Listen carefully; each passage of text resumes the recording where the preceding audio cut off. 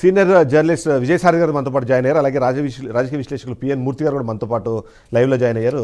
జయసారథి గారు, ఓవరాల్గా చూస్తే అంటే నిన్న అంటే ఫస్ట్ ఆస్పెక్ట్కి వచ్చే పక్కన పెట్టేసి మెయిన్ ఆస్పెక్ట్ కోసం మనం ఇప్పుడు డిస్కషన్లోకి వెళ్ళిపోదాం. ఎందుకంటే నిన్న జరిగిన సంఘటన లేకపోతే నిన్న జరిగిన మొత్తం అంత ఇతివృత్తము ఫిరాయింపుదారులు ఎమ్మెల్యేలకు సంబంధించిన అనర్హత, వాళ్ళకున్న నైతికత, ఈ విషయాల గురించి. కానీ ఉన్నటువంటి ప్రాంతీయవాదం దీని మీదకి వచ్చేసింది. ఒక ఆయనేమో హుజూరాబాద్లో ఉన్న వ్యక్తికి హైదరాబాద్లో ఏం పని అంటారు, ఇంకోరేమో ఇక్కడ బతకడానికి వచ్చిన వాళ్ళకి ఇక్కడ మా మీద దాడి చేసే పరిస్థితి అని ఇంకోరు మాట్లాడతారు. ఏంటి ప్రాంతీయవాదాన్ని రెచ్చగొట్టే ప్రయత్నం మళ్ళీ జరుగుతోందా? గతంలో ఇదే తరహా సెంటిమెంట్తో రాజకీయాలు చేశారు అన్న ఒక వాదన కూడా గతంలో ఉంది, మీకు గుర్తే ఉంటుంది. సో ఆ సందర్భంలో ఇవాళ ఏంటి ప్రాంతీయవాదాన్ని రెచ్చగొట్టే అవసరం కానివ్వండి, ఆ పరిస్థితి కానీ అసలు ఎందుకు వచ్చిందంటారు? అంటే రాజకీయ పార్టీలు తమ రాజకీయ అవసరాల కోసం పబ్బం గడుపుకోవడానికి ఏ అంశాన్ని ఎంత దూరమైనా తీసుకోపోతాయి. ఇక్కడ మనం ఆ అంశాల కంటే కూడా అసలు ఈ పార్టీ ఫిరాయింపుల మీద తీవ్రంగా దేశవ్యాప్తంగా చర్చ జరగాల్సిన అంశం ఇది. ఎక్కడో ఒక దగ్గర ఫుల్ స్టాప్ పడకపోతే దీనికి అర్థం లేదు, ప్రజాస్వామ్యానికి అర్థం లేదు. ప్రజాస్వామ్యం అంటే అధికార పక్షం ప్రతిపక్షం రెండు కలిస్తేనే ఇవాళ ప్రజాస్వామ్యం. అంటే ఒకటి అధికారం చెలాయిస్తుంది, దాన్ని ఇంకోటి నిలదీసి ప్రజల పక్షాన మాట్లాడేటువంటి పక్షం ప్రతిపక్షం. అవి రెండు ప్రజాస్వామ్యంలో ఉండాలి. ఉండకపోతే దానికి అర్థమే లేదు. అవి ఇప్పుడు వాళ్ళ అర్థం లేకుండా చేస్తూ ఉన్నాయి రాజకీయ పార్టీ. అంటే ఇది ఈ రాష్ట్రం కాదు, గల్లీ నుంచి ఢిల్లీ దాకా ఇదే రకమైనటువంటి పరిస్థితి కొనసాగుతుంది. అయితే దీంట్లో ఎవరు మొదలు పెట్టారు అంటే ఇప్పుడు తెలంగాణ వచ్చినాక బీఆర్ఎస్ పార్టీ మొదలు పెట్టింది అంటారు. బీఆర్ఎస్ పార్టీ వాళ్ళని అడిగితే అసలు మొదలు పెట్టింది ఎవరంటే రాజశేఖర రెడ్డి అని వాళ్ళు అంటారు. ఎందుకంటే అప్పుడు ఉద్యమ సమయంలో 10 మంది ఎమ్మెల్యేలను లాక్కొని దాన్ని బలహీనపరిచేటువంటి ప్రయత్నం చేశాను అనేది వాళ్ళు కామెంట్ చేశారు. అంటే దాన్ని మొదలు పెట్టారు. కానీ టీఆర్ఎస్ పార్టీ బాధితుల పార్టీ కాబట్టి అధికారంలోకి వచ్చిన తర్వాత అలాంటి విధానాలకు స్వస్తి పలకాల్సిందే. అది మనం ప్రశ్నించినప్పుడు వాళ్ళు ఏం చెప్పారు, మేము అనేక సందర్భాలు ప్రశ్నించినప్పుడు ఇదే రేవంత్ రెడ్డి గారు డబ్బులు ఇచ్చి ఎమ్మెల్యేని కొనుగోలు చేసి మా ఎమ్మెల్సీని ఒడగొట్టి ప్రభుత్వాన్ని పడగొట్టాలనేటువంటి కుట్రకు పాల్పడ్డారు. అందుకోసం మేము తప్పనిసరి పరిస్థితుల్లో మేము చేయాల్సి వచ్చిందని చెప్పేసి మొదటి టర్మ్లో చెప్పారు. సరే పోనీ మీరు చెప్పింది నిజమే, మీ ప్రభుత్వాన్ని పడగొట్టాలని చూశారు, రేవంత్ రెడ్డి గారే డబ్బులు ఇచ్చి ఎమ్మెల్యేని పడవ పెట్టాలని చూస్తారు, అంతవరకు మీ వాదన ఒప్పుకున్నాం. మరి రెండో టర్మ్ ఎందుకు చేశారు అంటే వాళ్ళ దగ్గర ఆన్సర్ లేదు. ఎందుకంటే 88 స్థానాలు గెలిచిన తర్వాత కూడా సుస్థిరమైనటువంటి ప్రభుత్వాన్ని, ఎవరు కూల్చలేనంత బలమైనటువంటి ప్రభుత్వాన్ని ప్రజలు మ్యాండేట్ మీకు ఇస్తే మీరు ఎందుకు రెండోసారి ప్రోత్సహించారంటే దానికి అంటే ప్రజాస్వామ్యంలో ప్రతిపక్షాన్ని వీక్ చేయాలంటే మాకు ఎదురు లేదు అంటే రెండోసారి గెలుపు అనేది వాళ్ళు ఆంభావాన్ని పెంచేసి ఇంక ఎదురు లేకుండా చేసుకోవాలి, ఇంకెవరు లేకుండా చేయాలనేటువంటి ధోరణి తోటి జరిగింది. ఇప్పుడు కాంగ్రెస్ పార్టీ దేశవ్యాప్తంగా బాధితురాలైంది. ఏదైతే కాంగ్రెస్ పార్టీ మొదలు పెట్టిందో అనేక ప్రభుత్వాలను ఆర్టికల్ 356 ఉపయోగించి దేశంలో అనేక ప్రభుత్వాలను కూడగొట్టినటువంటి కాంగ్రెస్ పార్టీ చివరికి తాను పెట్టింది తానకే అయినట్టు ఏమైంది, ఇవాళ ఆ పార్టీ కూడా బాధితురాలైంది. చాలా రాష్ట్రాల్లో ఇవాళ బీజేపీ పార్టీ చాలా స్ట్రాంగ్ అయిపోయి కాంగ్రెస్ ప్రభుత్వాలను పూర్తి చేయడం, కాంగ్రెస్ పార్టీ ఎమ్మెల్యేలను చేర్చుకోవడం, మేఘాలయ లాంటి చోట, నాగాలాండ్ లాంటి చోట ఏకంగా మొత్తం శాసనసభ పక్షాన్ని విలీనం చేసుకునేటువంటి పరిస్థితికి వచ్చేసింది. కాబట్టి ఇవాళ ఆ పార్టీ బాధితురాలైపోయింది. అంటే ఎవరు మొదలుపెట్టింది కాంగ్రెసే కావచ్చు, కానీ బాధితురాలేదు. ఇప్పుడు ఏం చేశారు, లాస్ట్ మేమందరం కూడా ఒక వెల్కమ్ చేసినటువంటి పరిస్థితి ఏంటిది, 2024 మేనిఫెస్టోలో కాంగ్రెస్ పార్టీ ఏం పెట్టింది, ఫిరాయింపులను చేస్తే డిస్క్వాలిఫై అయ్యేటువంటి విధానాన్ని మేము తీసుకొస్తామని చెప్పేసి మేనిఫెస్టోలో పెట్టింది. అంటే మేము ఏమనుకున్నట్టే ఈసారి కాంగ్రెస్ గెలిస్తే, రాష్ట్రంలో గెలిచినా కేంద్రంలో గెలిచినా కూడా ఇకపై ఫిరాయింపులకు అవకాశం లేని విధంగా చట్టం వస్తుంది అని భావించాం. కానీ ఏమైంది, ఇక్కడ కాంగ్రెస్ పార్టీ ఈ రాష్ట్రంలో అధికారంలోకి వచ్చి కేంద్రంలో రాలేదు. కానీ చట్టం చేయాలంటే కేంద్రంలో ప్రభుత్వం ఉంటేనే చేస్తుంది. కానీ ఇవాళ రోల్ మోడల్ గా నిలబడొచ్చు. ఇక్కడ అధికారంలోకి వచ్చిన తర్వాత మేము ఎవరిని చేర్చుకోమనేటువంటి విధానానికి ఉండొచ్చు. లేదా పోనీ చట్టంలో ఉన్నటువంటి ఒక లొసుగుంది, అది ఏంటి, అది 2/3 మెజారిటీ ఉన్నటువంటి ఎమ్మెల్యేలను తీసుకొచ్చి విలీనం చేసుకునేటువంటి అవకాశం ఉంది.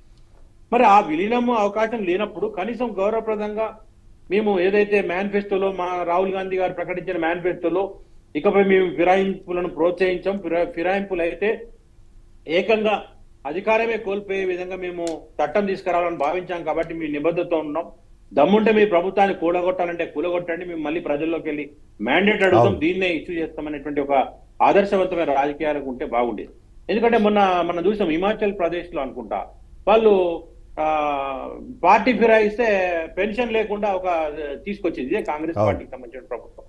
ఇక్కడ కూడా అట్లా ఉంటే బాగుండేది, అలా లేదు. అలా లేకుంటే ఏమైంది, సరే ఎమ్మెల్యేలను చేర్చుకున్నారు. సరే ఎమ్మెల్యేలను చేర్చుకున్నాక మరి మీకు 2/3 వచ్చింటే మీరు విలీనం చేసుకుంటుంటే బాగుండేది. కానీ రాలేదు. రానప్పుడు ఏం చేశారు? అక్కడితో నన్ను ఆగితే బాగుండేది. ఏకంగా ఇంకొక ముందడుగేసి కేసీఆర్ కంటే ఒక ఘోర తప్పిదం ఏం చేశారు?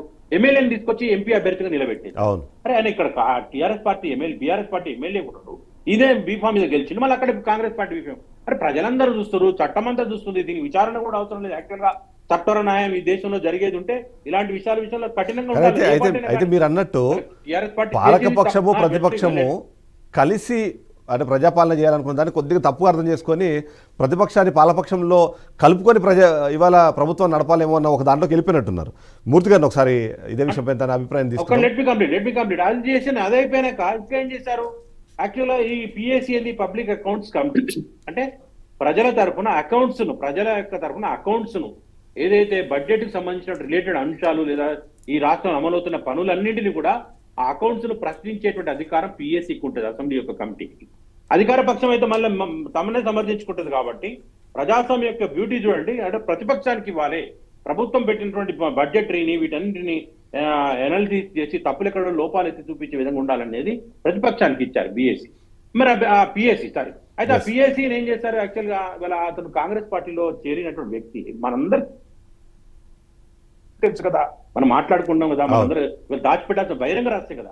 అతనికి ఇవ్వడం ద్వారా మళ్ళీ ఒక పెద్ద తప్పిదం చేశారు. అంటే రేపు చరిత్రలో మరొక పెద్ద తప్పులు చేయడానికి ఇంకొక పార్టీకి అవకాశం కల్పించే విధంగా ఆదర్శంగా నిలుస్తుంది అనుకున్నటువంటి కాంగ్రెస్ పార్టీ వాళ్ళు ఇది చేయడం మాత్రం సరైనది కాదు.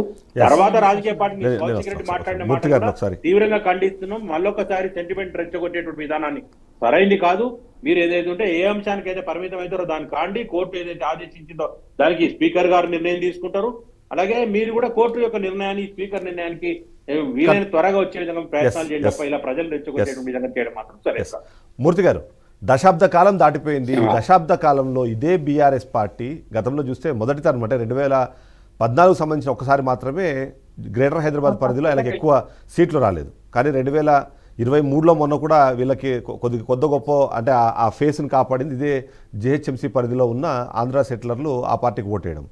కానీ ఇవాళ ఏదో అరకపుడి గాంధీతో ఒక ఇష్యూ వచ్చిందని చెప్పేసి మొత్తం ఓవరాల్గా తీసుకొచ్చి ఆంధ్ర సెటిలర్స్ అనో లేకపోతే బయట నుంచి బతకడానికి వచ్చిన వాళ్ళు అని చెప్పి ఒక మాట ఏదైతే మాట్లాడారో అది కొత్త తరహా రాజకీయాలా లేకపోతే కొత్త తరహా ఇబ్బందులు గురి చేయడానికి అసలు ఏంటి, ఎలా చూడాలంటారు దాన్ని? ముందు ప్యానెల్లో ఉన్న వాళ్ళందరికీ కూడా నమస్కారం. ఈరోజు సిపిఎం అగ్రనాయకుడు సీతారాం యేచూరి గారు మరణించారు. వారికి సంతాపం తెలియజేస్తూ నిన్న జరిగిన ఎపిసోడ్ని మనం మాట్లాడుకున్నాం.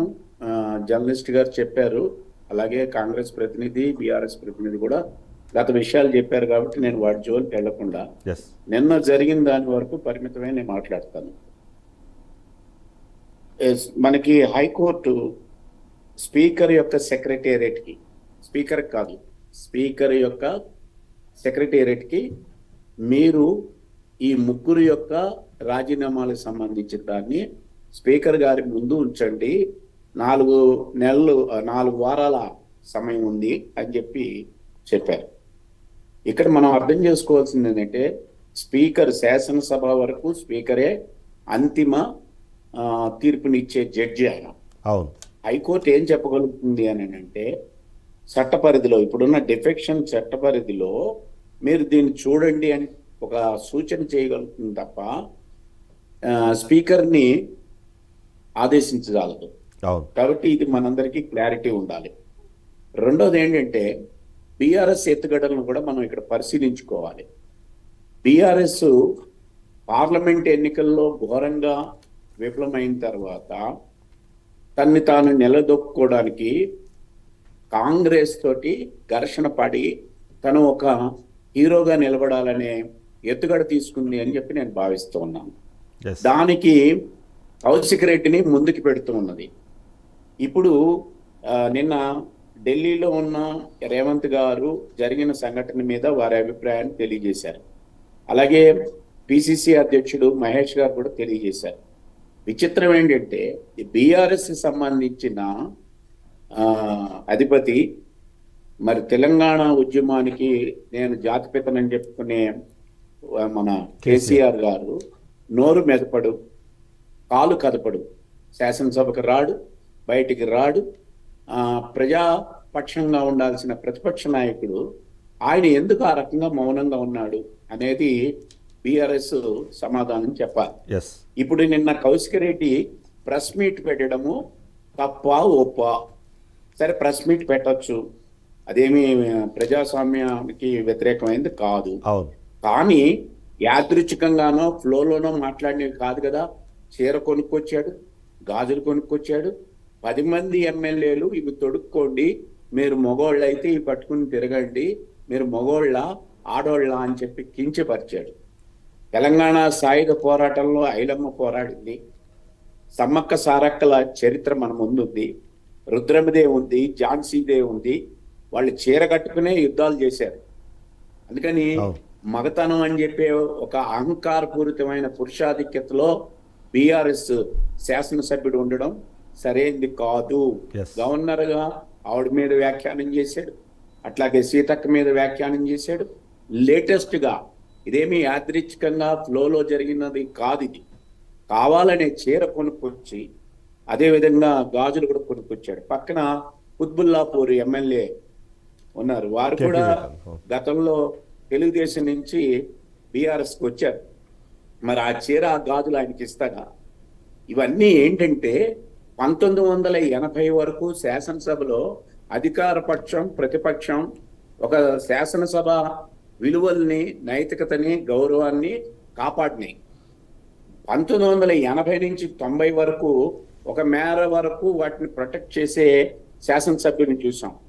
90 నుంచి ఎప్పుడైతే న్యూ ఎకనామిక్ పాలసీలు వచ్చినాయో రాజకీయాలని కొనుక్కోవచ్చు, రాజకీయాలను ఇష్టం వచ్చినట్టు చేయొచ్చు, వ్యక్తి ఆరాధన అనేది ప్రారంభమైందండి.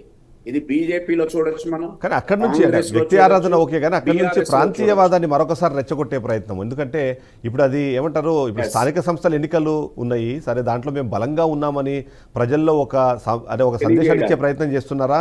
లేకపోతే రెండో విషయం కూడా చెప్పదలుచుకున్నానండి. రెండో విషయం కూడా, అరిగిపూడి గాంధీ గారు ఎప్పుడు కూడా పెద్ద పాపులర్, మూడోసారి గెలిచినా కూడా పెద్ద పాపులర్ గా కాంట్రవర్సీగా వచ్చే వ్యక్తి కాడు. కానీ నిన్న ఆయన సహనం కోల్పోయాడు. ఆ రకంగా కౌశిక్ రెడ్డి ఇంటికి రావాల్సిన అవసరం లేదు, వచ్చినా కూడా ఆ ఇంటి మీద దాడి చేయాల్సిన అవసరము లేదు. ఇక్కడ పోలీసు ఏ కారణం చేతను అంటే ఇంకా బీఆర్ఎస్ పద్ధతులు కొనసాగుతున్న పోలీసు యంత్రాంగం ఇప్పుడు కాంగ్రెస్ మారిన తర్వాత కూడా మారలేదా అన్నది కాంగ్రెస్ కూడా ఆత్మ పరిశీలన చేసుకోవాలి. ఎలా వస్తారండి ఇక్కడ దాకా, ఇంటి దాకా? అందుకని ఎక్కడైతే కౌశిక్ రెడ్డి గారిని హోమ్ అరెస్ట్ చేశారో మరి ఈయన కూడా నిలవరించి ఉండాల్సింది. ఇది కావాలని పోలీసు యంత్రాంగం గత పద్ధతులనే కొనసాగించింది అని చెప్పి నేను భావిస్తూ ఉన్నాను. ఆశ్చర్యం ఏంటంటే ఇక్కడ ఈ గత పద్ధతుల్లో సాగుతున్న ఈ పోలీసు విధానాలని అరికట్టకపోతే గత 10ఏళ్ల పరిపాలనకి దీనికి తేడా ఉండదు. బీఆర్ఎస్ చీఫ్ ఎవరైతే ఉన్నారో కేసీఆర్ గారు దీని మీద నోరు విప్పాలి. కౌశిక్ రెడ్డి గారి యొక్క పాత్రని కంట్రోల్ చేయకపోతే బీఆర్ఎస్ చాలా కష్టం ఎదుర్కొంటుంది. అరికెపూడి గారు ఎక్కడి నుంచి వచ్చారన్నది కాదు, ఆంధ్ర రాష్ట్రం.